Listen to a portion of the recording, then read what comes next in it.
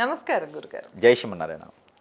గురుగారు, మనకి 2026 దగ్గరలో ఉన్నాం. ఈ 2025లో చూస్తే కనుక చాలా రకాల అంటే తుఫాన్లు అవ్వనియండి, లేకపోతే కొన్ని రకాల యాక్సిడెంట్స్ అవ్వనియండి, ఫ్లైట్స్ క్రాష్ అవ్వటం అనియండి, ఇట్లాంటివి ఎన్నో ఇన్సిడెంట్స్ చూస్తూ వచ్చాం. సో ఈ 2026లో ఎట్లా ఉంటుందో తెలుసుకోవాలని చాలామంది అనుకుంటూ ఉంటారు గురుగారు. సో ఈ 2026 ఎలా ఉండబోతుంది మనకి, అట్లానే మనకి వచ్చేసి గోల్డ్ రేట్ ఇది బాగా పెరుగుతుంది కదా గురుగారు. సో దాని గురించి కూడా ఒకసారి మన బ్రహ్మం గారి కాలజ్ఞానం ప్రకారం ఈ 2026లో ఎలాంటి పరిస్థితులు ఎదుర్కొంటాము, వేటికి రేట్లు పెరిగే ఛాన్స్ ఉంది, తగ్గే ఛాన్స్ ఉంది, ఒకసారి తెలియజేస్తారా? ఖచ్చితంగా. ఇక్కడ మనం చూసినట్టయితే కనుక 2026 సంవత్సరం రావడం అందరికీ శుభదాయకమే. అది మన చేతుల్లో లేని పని. 2026 సంవత్సరం ఆపడం మన వల్ల కావట్లేదు. అదైతే ఖచ్చితంగా వస్తుంది. కాకపోతే మనం వచ్చేటువంటి దాన్ని అయితే ఏది ఆపలేం. అది మనం జయించుకుని వెళ్ళిపోవాల్సిందే. ఇకపోతే అందరికీ కూడా నూతన సంవత్సర శుభాకాంక్షలు. మీకు, మీ ఛానల్, మన ఛానల్ ప్రేక్షకులు కూడా happy new year. Thank you అండి. Thank you. మీకు, మీ కుటుంబ సభ్యులకి, మన ఛానల్ ప్రేక్షకులకి, అందరూ కూడా వీక్షించే వారందరికీ కూడా హ్యాపీ న్యూ ఇయర్ అండి.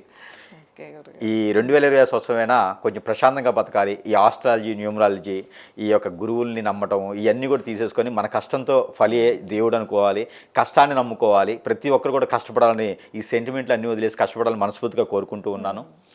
ముందు మన ప్రేక్షకులందరికీ కూడా. అయితే తర్వాత మనకి ఇప్పుడు వచ్చేసి బ్రహ్మంగారి కాలజ్ఞానం ఏదైతే ఉందో, ఈ రోజుల్లో మనకి మీరు చూసినట్టయితే కనుక వాతావరణ శాఖ అని ఉంటుంది. అక్కడ గమనించారా? వారం రోజుల ముందే వాళ్ళు సూచిస్తారు. పలానా రోజు వాయుగుండం పడుతుంది, హుస్సేన్ సాగర్లో వాయుగుండం పడుతుంది, హుస్సేన్ సాగర్లో వాయుగుండం పడదు. నెక్స్ట్ మనకు వచ్చేటువంటి దాంట్లో బీచ్ వస్తుంది. బీచ్ ఎక్కడ ఉంటుంది అంటే సముద్రం దగ్గర బీచ్ ఉంటుంది. అంటే మనకి తెలంగాణ రాష్ట్రానికి ఒక సముద్రం, ఒక బీచ్ రాబోతుంది అనమాట. అప్పుడు వాయుగుండం పడిద్ది. అయితే ఇక్కడ మనకి వాయుగుండం అనేది మనకి బంగ్లాదేశ్లో మనకి బంగాళాఖాతంలో వాయుగుండం పడుతూ ఉంటుంది. అలాగా వాయుగుండం పడి ఛాయకలు వచ్చేసి ఎక్కడెక్కడ తుఫాను పడుతుంది, ఎక్కడ తీరం దాటుతుంది అనేది మనకి ముందుగానే సూచిస్తూ ఉంటారు. అంటే వీరంతా బ్రహ్మంగారులా? అంటే ముందు కాలం చెప్పే వాళ్ళంతా బ్రహ్మంగారులు అయినప్పుడు మరి చెప్పేవాళ్ళంతా బ్రహ్మంగారులే కదా.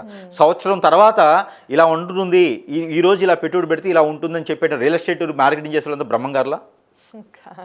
కాదు కదా.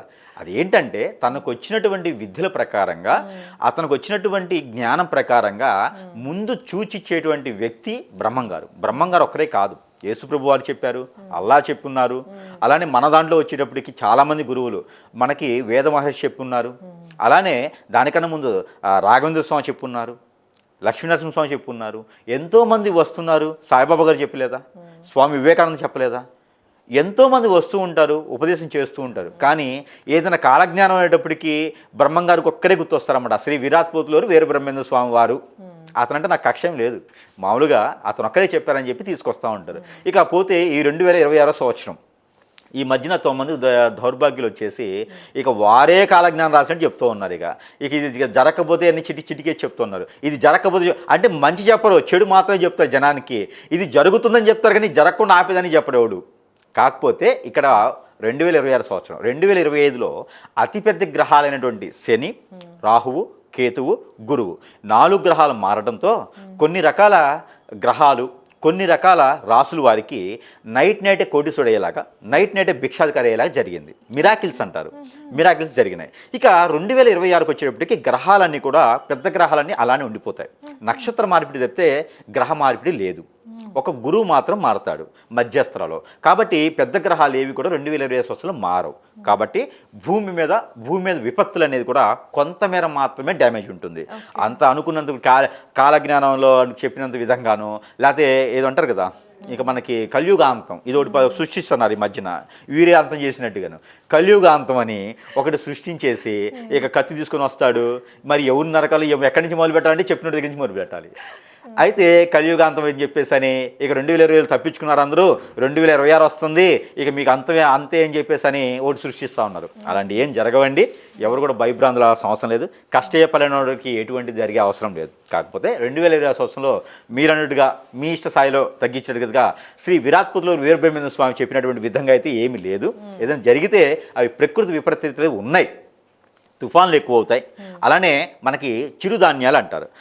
ధాన్యం ఉంటుంది కదా, మనం తినేటువంటి ధాన్యం, దానికి రెక్కలు వస్తాయి అనమాట. రెక్కలు అంటే ఎగిరిపోవడం కాదండి, రేట్లు అనేది విపరీతంగా పెరుగుతాయి. ఇక బంగారం వచ్చేసి అయితే మిడిల్గా ఇదే రకంగా ఉంటుంది. 80,000 నుంచి 1,20,000 రూపాయలు ఇది 10 గ్రాముల రేట్ అయితే అలానే కొనసాగుతూ ఉంటుంది. 2026 సంవత్సరం అయితే కనుక ఖచ్చితంగా బంగారం రేట్లు భారతదేశంలో బంగారం వెలబడుతుంది. అది 2027లో జీవో ఇచ్చున్నారు. అది మనకు కాలజ్ఞానం కాదు, జీవో వచ్చేసి అది మార్కెటింగ్కి 2027లో ఇచ్చున్నారు. కాబట్టి అప్పుడు మార్కెటింగ్ లెవెల్స్ అయితే బంగారం తగ్గేటువంటి అవకాశాలు ఉన్నాయి. ఇక పోతే క్రూడాయిలకైతే బాగా రేట్లు పెరిగేలా ఉన్నాయి. కాబట్టి ఎలక్ట్రికల్ వెహికల్స్ వస్తున్నాయి కాబట్టి దానికి సరిపోతుంది, దానికి సబ్క్యూట్ ఉన్నది కాబట్టి సరిపోతుంది. భూమికి దగ్గరలో అయితే సూర్యుడు రాబోతున్నాడు కాబట్టి ఎండలు ఎక్కువగా కనిపిస్తూ ఉంటాయి. ఇప్పుడు మన భారతదేశంలో అయితే కనుక అతి 48 డిగ్రీలు కనిపిస్తాయి. కాకపోతే ఇక 40 కాదు 50-54 డిగ్రీలు ఎండ అయితే మనం చూడబోతున్నాము రానున్నటువంటి 2026 సంవత్సరంలో. కొంచెం ప్రికాషన్స్ అయితే తీసుకోవాలి. అందరూ గొడుగులు కొనుక్కొని పెట్టుకోవాలి. ప్రతి ఒక్కరికి ఇంట్లో ఏసీలు ఉండాలి. ప్రతి ఒక్కరు కుండలు వాడితే చాలా మంచిది. మట్టి కుండలు వాడే నీళ్లు తీసుకుంటే కనుక చాలా శ్రేష్టం. ఇది ప్రికాషన్. తర్వాత వచ్చేసి ఈ యొక్క కాలజ్ఞానం చెప్పినటువంటి ప్రకారంగా వేప చెట్టుకి నీళ్లు కారుతాయి. 18 ఏళ్ళ 11 ఏళ్ళ బాలుడు జాతకం చెప్తాడు. అలానే 3 ఏళ్ల వాళ్ళు సీఎంగా వెళ్తారు. ఇలాంటివి అయితే ఏం జరగవు. అవన్నీ జరిగిపోయినాయి, ఆగిపోయినాయి. ఇకపోతే భస్మేశ్వరుడు రంకేస్తాడు. ఇవన్నీ కూడా ఇప్పట్లో ఏం లేవు. కలియుగాంతం అని చెప్తారు. అలానే మనకి దుర్గమ్మ ముక్కు పోగు అందుకున్నటువంటి కృష్ణానది, ఇవి కూడా ఏం జరగవు. ఎవరు కూడా భయపడాల్సిన అవసరం లేదు. ఇకపోతే యాక్సిడెంట్లు అయితే కామన్గా జరుగుతూ ఉంటాయి. ఇంకా పెద్ద యాక్సిడెంట్లు కూడా, ఫైర్ యాక్సిడెంట్ లాంటివి కూడా జరిగేటువంటి యోచన అయితే కనిపిస్తోంది. ఇది జూలై నుంచి ఆగస్టు మాసంలో అయితే ఖచ్చితంగా జరగవచ్చు. ఇక 2020 సంవత్సరంలో బంగారం రేట్ అయితే మీకు చెప్పున్నాను. అలానే అపరాల రేట్ అయితే కొంచెం పెరిగేలా ఉంది. కాకపోతే మోసపోయేదానికి అయితే ఎక్కువ కనిపిస్తోంది. ఒక గ్రహం ఉంటుంది, అది మానవ గ్రహం.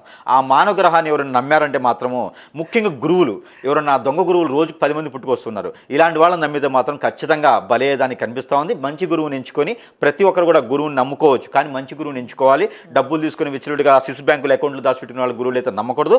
ఇంటికి ఒక గురువు పుట్టుకొస్తారు రానున్నటువంటి కాలంలో. జనాలందరూ కూడా సీఎంనో లేకపోతే పిఎంనో కాదు, గురువులు నమ్మేటువంటి పరిస్థితి ఏర్పడుతుంది. దేవుడు కూడా మర్చిపోతారు. జనాలను అలాగా మాయబురుస్తారన్నమాట. దేవుడి గుళ్ళోకి ఏమొస్తుంది, దేవుడు మాట్లాడలు. గురువు దగ్గరికి వస్తే పాద సేవ చేస్తే మంచి జరుగుతుంది నమ్మేటువంటి వారు ఎక్కువైతున్నారు. కాబట్టి అలాంటి చేయకండి, అలాంటి మోసపోకండి అని ముందుగా ప్రికాషన్స్ చెప్తా ఉన్నా. దేవుడిని నమ్ముకుంటే బాగుపడతారు, గురువుని నమ్ముకుంటే నాశనం అయిపోతారు. ఇది నాతో సహా. ఇకపోతే అత్యవసర పరిస్థితుంటేనే డాక్టర్ దగ్గరికి వెళ్ళాలి, అత్యవసర పరిస్థితుంటేనే గురువు దగ్గరికి వెళ్ళాలి. ప్రతిసారి పాదసేవ చేసే అవసరం లేదు. అది పాపం తగులుతుందని పుణ్యం కాదు. ఇకపోతే ఇలాంటిది ఏదైనా చేస్తే కనుక అది ఖచ్చితంగా పాపమే గురువులకు తగులుతుంది. ఇకపోతే 2020 సంవత్సరంలో ఒకటైతే మిరాకిల్.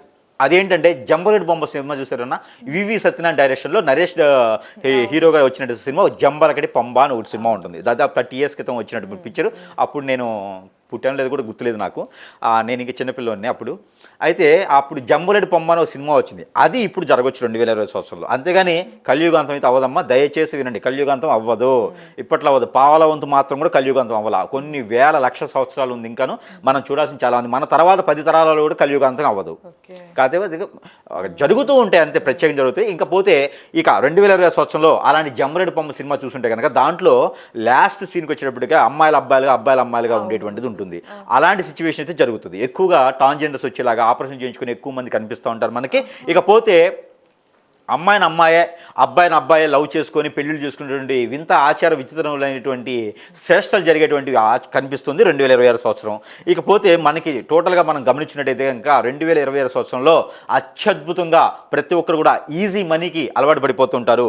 కష్టపడి సంపాదించాలనేటువంటి పక్కన పెట్టేసి ఎక్కడైతే ఈజీ మనీ ఇచ్చుతో ఎవరైతే ఉన్న వాళ్ళు ఉంటారో వాళ్ళ అమ్మాయిలకు, వాళ్ళ పిల్లలకు, వాళ్ళ ఆంటీలకు ఎవరో ఒకరు లైన్ వేయాలి, పక్కన పెట్టుకోవాలి. ఆ అబ్బాయిలకు లైన్ వేయాలి, పక్కన పెట్టుకోవాలి. ఏదో రకమైన డబ్బు సంపాదించాలి, పేరు ప్రఖ్యాత రావాలి అనేటువంటి దురాశ దుకృతానికి సెట్ అన్నట్టుగా ఆ దురాశ వస్తువులుగా ఎక్కువ మంది పరిగణనలు తీసుకుంటారు. కాబట్టి ఖచ్చితంగా జాగ్రత్తగా ఉండాలి. మానవ గ్రహం ఏదైతే మన పర్సనల్ విషయాలు ఉన్నాయో వారికి షేర్ చేయకూడదు, ఎవరిని దగ్గర చేసుకోకూడదు. ఏదైనా సరే ఇలాంటి ఎక్కువగా చేతబడులు లాంటి ఎక్కువగా పరిగణనలో తీసుకునేదానికి అయితే కనిపిస్తోంది. కాబట్టి వారితో జాగ్రత్తగా ఉండాలి. ప్రతిదీ కూడా చేతబడులతో ఇప్పుడంతోనే పని చేసుకునేలా కనిపిస్తున్నారు. ఎవరు కూడా కష్టపడే తత్వం లేదు. ఇక రోబో సిస్టమ్ ఎక్కువగా వస్తుంది. ఆపరేషన్ సైతం కూడా డాక్టర్ సైతం కూడా రోబోని నమ్ముకునే పరిస్థితికి ఏర్పడుతూ ఉంది. అందరూ కూడా మతి మురుపులు అనేది కొంచెం కామన్గా వస్తూ ఉంటాయి.